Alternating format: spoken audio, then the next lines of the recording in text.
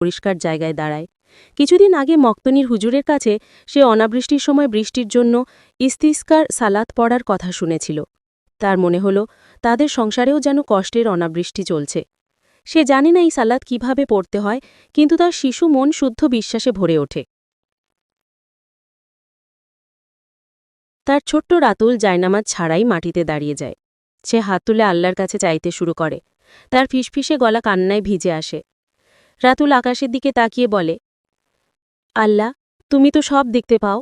আমার বাবা কেন আজ খালি হাতে ফিরল? মায়ের চোখে কেন পানি? কাল ঈদ, কিন্তু আমাদের ঘরে কোনো খুশি নেই। সবাই বলে তুমি নাকি শিশুদের দোয়া কবুল করো। তার গলা ধরে আসে। সে 2 হাত আরও ওপরে তুলে বলে, আল্লাহ গো, আমাদের এই কষ্টের অনাবৃষ্টি দূর করে দাও। তুমি রহমতের বৃষ্টি দাও। আমার বাবার জন্য কাজের ব্যবস্থা করে দাও। আমাদের ঈদের খুশি ফিরিয়ে দাও আল্লাহ। আমার আর কিছু চাওয়ার নেই। ছেলের এই আকুতি শুনে রহিমা